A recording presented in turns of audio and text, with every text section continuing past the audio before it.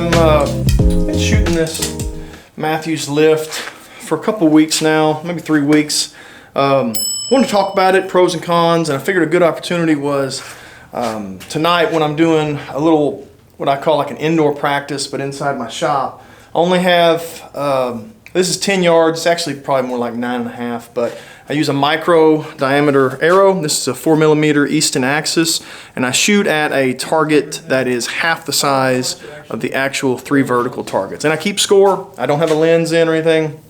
I don't know how much it actually parallels to shooting a fat arrow, like a Victory VTAC 27 at a target, but the target would be twice as big, the arrow would be at least twice as big. I'd have a lens in, so I don't know that it's exactly apples to apples, but it is a good fun way to practice. You can do it at 10 yards, and so I keep score. It gives you something to kind of shoot for. So I wanted to kind of do that tonight and talk about pros and cons of the lift, and from somebody that's not sponsored by them and not getting paid by them.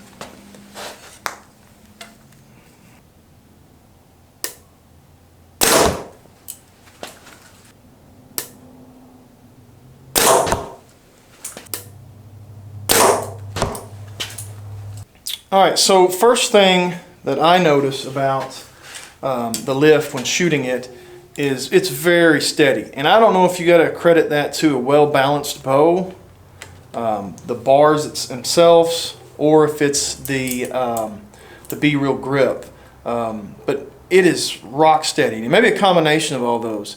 It's almost so steady it scares you a little bit, and you feel like you need to punch it. You know, or you're going to float off the X, and it takes a little while to get used to that. I'm used to a lighter bow that moves around and floats around, and then the surprise shot is on the X. And I'm having to kind of adjust my brain to pin setting on the X, just keep slow pulling.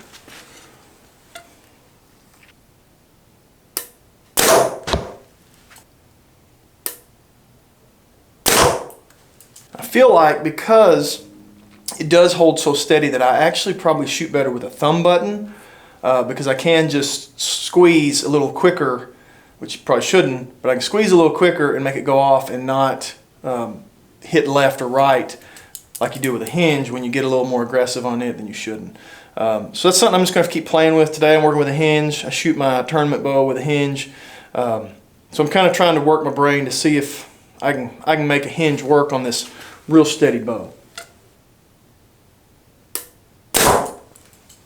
Real quick shameless plug for tack vanes. I just shot, I believe it was this one, through the block target. It buried up in the block target. And by the time I pull the others, write my score down, and get back here, they've already kind of shaped back. I think it was this one. And it was like buried way up into the fletching. So this one's actually been through a deer, and then, you know, shot a bunch around here, and then shot through a block. So those vanes are extremely tough and durable. So I love the forgiveness, I love the balance, the weight's good.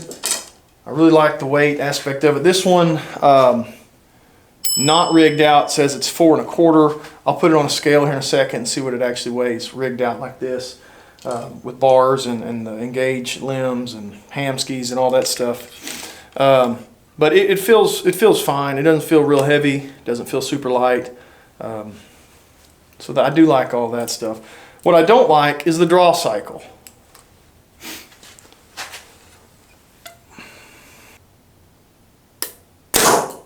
So I shot a VXR and hated the draw cycle on a VXR.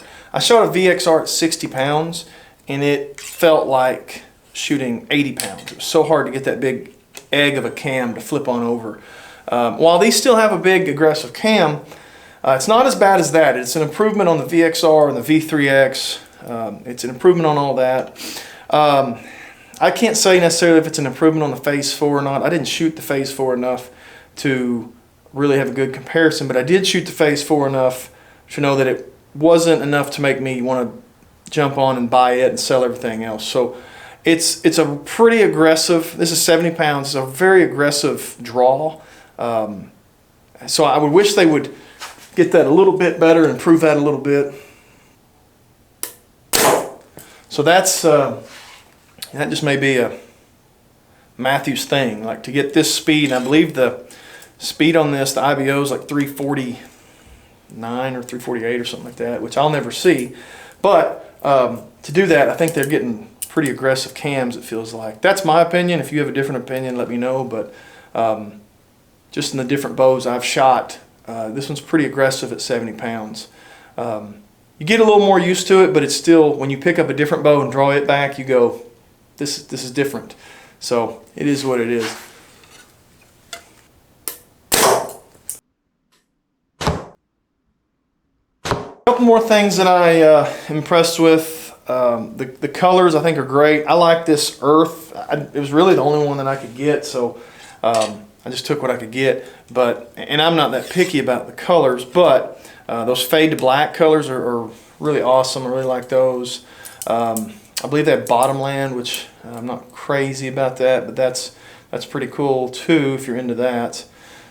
So color looks good, finish looks good, price is pretty good, all things considered, with the price of stuff going up. After seeing the title release, the Target bow, I kind of thought that these were going to end up being like $1,500 or $1,600, and then they come out with the price and it was $1,300 or something like that, or $1,200, $1,300 for a bare bow, which I thought was pretty reasonable, all things considered.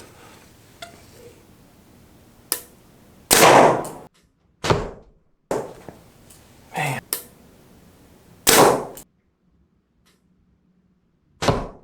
All right, so the first 5 rounds I shot with a hinge. Again, it's tough for me with a hinge with how steady this bow is. I've gotten really comfortable and used to seeing my bow, my pin just floating, and then it just surprises you and goes off. And when it surprises you, it generally will bring it back to the middle. But with this bow, as steady as it is, without having a lens in it anyway, seems super steady. I'm going to do the last 5 rounds with a thumb button, which seems to do a little better for me, or at least it did yesterday. We'll try it again today, doing half and half, and see how that goes. Another thing, another pro to this bow. So for the price that you're paying for this, which is roughly the same as what the Phase 4 was last year, you're getting matched strings. So you're no longer using gas strings or whatever it was they were using last year. You're using a match grade string, which seemed great so far. I don't have any complaints at this point. You know, give me a year, we might see. But for the same price as the Phase 4 was, and you're getting better strings, that's a pretty big deal.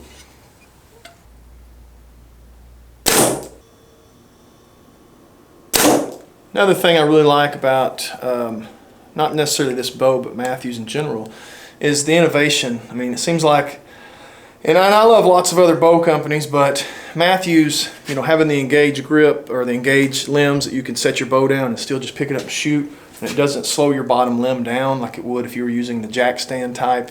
The bridge lock stabilizers, the Picanti riser, the Picanti mount for your risers, for your ham skis and stuff like that, which Hoyt may have started that, but you know, credit where credit's due. Whoever it was that started it, that's really cool that they're doing that stuff, even though I don't even use it.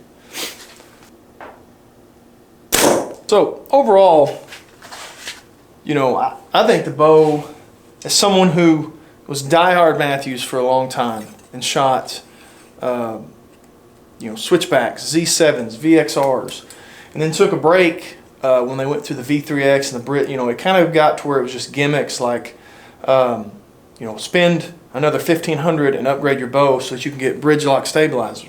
And then the next year spend $1,500 and upgrade your bow so that you can get a bridge lock, so that you can, you know, the first time it was get a bridge lock sight, and then the next time it was get a bridge lock stabilizer. And then, you know, it was all these like gimmicks. And then, you know, Phase 4 was super quiet. You know, I didn't care about that. And I didn't like all the gimmicks. This, I think, gets back to what I loved about, you know, the switchbacks and the Z7s, and, you know, parts of the VXR I really liked was the shootability, and it just seemed like it was smooth shooting and taking a hybrid, you know, target bow and hunting bow and putting them into one. That's what this feels like to me.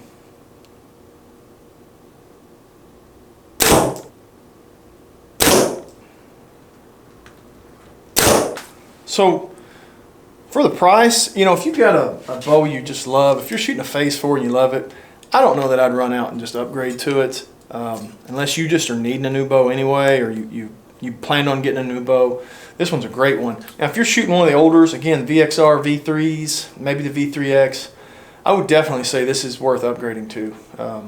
You know, again, the kind of gimmicky stuff, the bridge locks and the front stabilizer bridge lock, that stuff doesn't really matter to me. The brace height, the way it holds, the way it shoots, I think that stuff, the forgiveness, that stuff is a big improvement over kind of that original VXR, V3X, and all that stuff.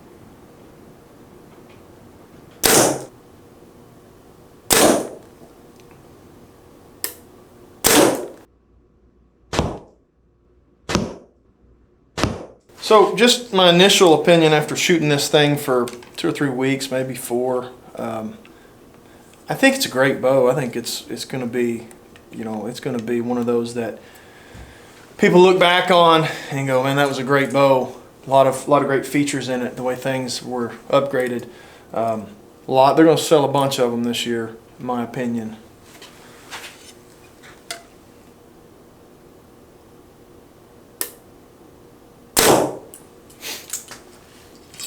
I think the draw cycle is my biggest complaint. I wish it was smoother. I could turn this one down to 60 and maybe be a little better. But I can deal with it. I can get used to it. But it is one of those things, when you're shooting a bunch of times, like indoor, I think it's going to get old after a while.